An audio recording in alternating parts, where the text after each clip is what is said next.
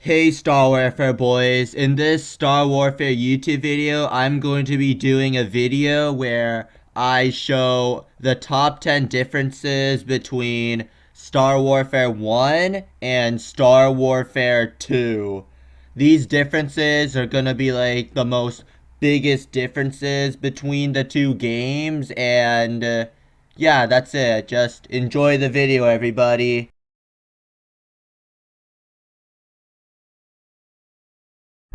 Kicking off this video with the differences on the single player between both games, one difference is that Star Warfare 2 story is more noticed and in-depth.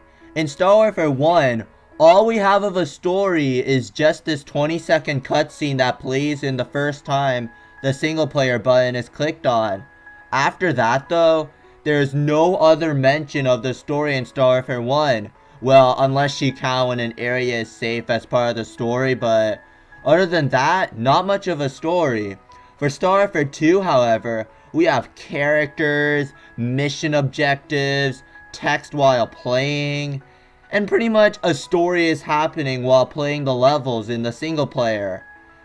In Star Warfare 1 though, you've most likely forgotten that there was even a story to begin with.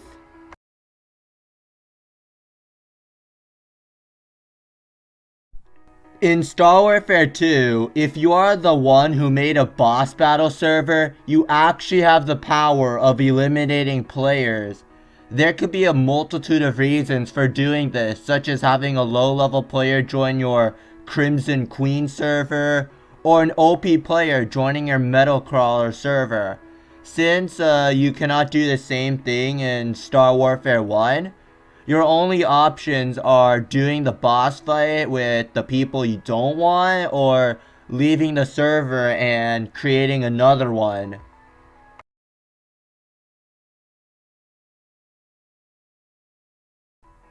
When in combat on Star Warfare 1, both PvP and PvE, you rely solely on your weapons, armor, backpack, and sometimes items as an asset to your playing. But in Star Warfare 2, pickup buffs are added as assets. Pickup buffs give temporary buffs to the player, such as more speed, more damage, more health, less cooldown time to abilities, and a couple more, mainly in PvP, but pickup buffs can also be huge guns as well. There's a large Gatling gun and a hovering machine gun. Pickup buffs do add a whole nother dynamic of strategy to Star Warfare 2. See a health pickup buff in your map? Well, only use it when you're low on health. See a damage booster? Only use it if there's a man-bull or a large swarm of aliens coming at you. A level 50 player trying to kill you and you're a level 1 player? Run to a machine gun, pickup buff, and you might kill that level 50. So much dynamics and just so much strategy that's added with these pickup buffs.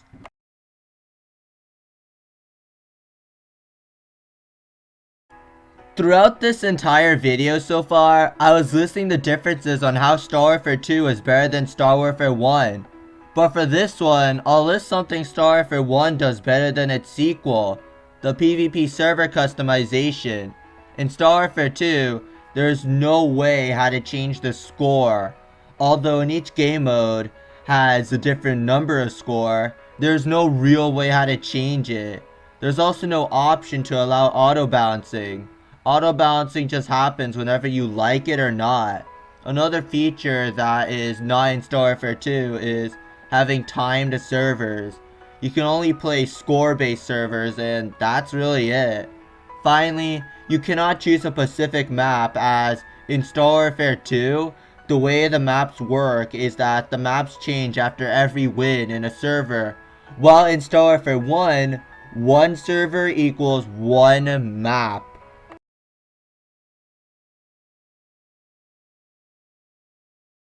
In the original Star Warfare, you can hold a different number of weapons depending on your backpack. Some backpacks can make you hold up to 4 weapons, others 5, and the highest amount of weapons you can hold is 6. However, in Star Warfare 2, you can only be able to hold up to 3 weapons. No more and no less. The bags don't affect the number of weapon slots in Star Warfare 2.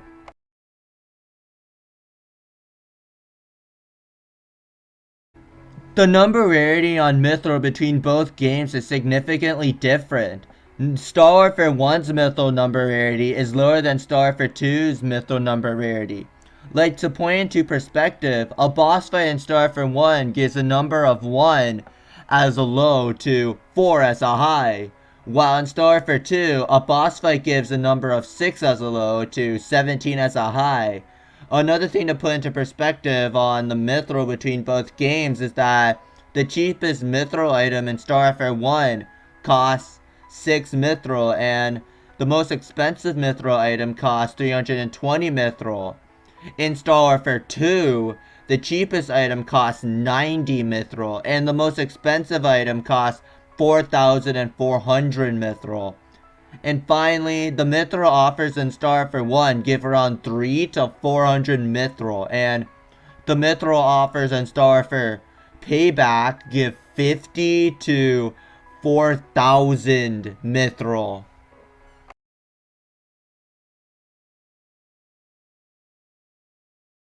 To start explaining, I'll explain the multiplayer survival mode in Star Warfare 1 first. In Star Warfare 1, you create a survival mode server and wait for 2 other players to join it, just like a boss server. After that, you start the server and the goal is to kill as many aliens as you can while trying to stay alive for as long as possible. The server gets deleted once all the players in the server have been killed. But in Star Warfare 2, it's a bit different. When the waiting for players screen shows up, you don't have to wait for anybody. Why? Well, it's because players can join while the server is still running, so it's recommended to not even wait for anyone and to start killing aliens immediately. Players will join as you are killing. But here's the interesting thing that makes the difference between Star Warfare 1 and Star Warfare 2. When you die in a survival server in Star Warfare 2, if there is at least 1 player in the server, you can actually join back and keep on killing. While in number 1, if you die, then it's game over for you in that server. So in Star Warfare 1, it's all about not dying. But in Star Warfare 2, it's all about making sure that nobody dies at the same time. This means that in Star Warfare 2, survival servers usually tend to last longer than in Star Warfare 1. Since the actual goal in Star Warfare 2's survival mode servers is to kill 2,147,483,647 aliens, it makes killing that much aliens much more doable.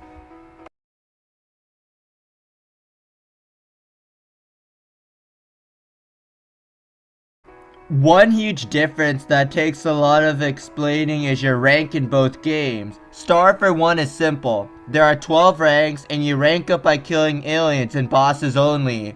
Note that you cannot rank up by killing players. You only rank up by doing PvE. Your rank determines which weapons, armor, and other gear are unlocked for you. Your rank is the ultimate thing that determines whether you're a low level player or a high level player, because a person with a low rank cannot obtain high level weapons, even if the player has enough money to buy them. But in Star Warfare 2, things get a bit complicated. You actually kind of in a way have 2 ranking systems. The first one is the one which you get from PvE, PvP. You have 7 different ranks and each rank has 50 levels. You gain XP by doing a number of things in PvP, such as killing players, capturing flags, scoring points, and many more. The more things that you do in a PvP server, the more XP you gain. Once you reach level 50 in a rank, you can choose to move into a new rank, gain the perks, and start over from level 1. But that really only affects PvP. Now let me talk about the other ranking system, which is actually the single player level stages. When you move up in a stage in Star Warfare 2, you unlock new armors, weapons, and backpacks, just like in the original Star Warfare. So pretty much the single player stage ranking system covers the weapons, armors, and backpacks, and the PvP ranking system covers all the things associated with PvP.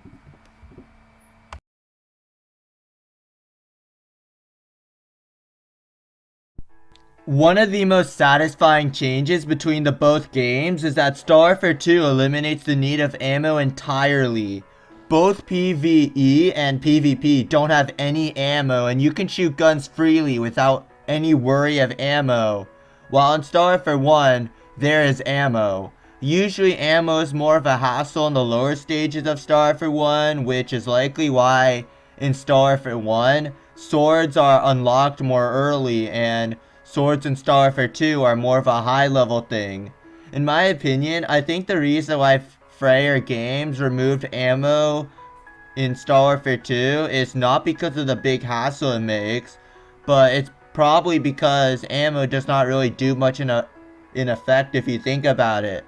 Swords, PvP not using ammo, ammo not being a hassle on the higher levels, and the Freedom Backpack are all likely reasons why ammo got removed in Star Warfare 2.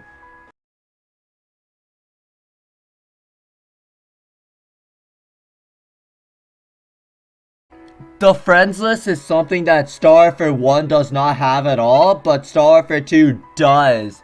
In Star Warfare 2, you have a profile which gives a lot of information about you, such as when was the last time you played Star Warfare 2, and how many times you've killed Deadeye, and so much more. And if you want other people to see all the information, then you must request to friend them. You can either request to friend a person by clicking on their profile in the waiting for players screen and tapping add friend, or you can search up their username and request to friend them there. After, if they accept your friend request, then you can see their profile. I honestly love this addition to Star Warfare 2.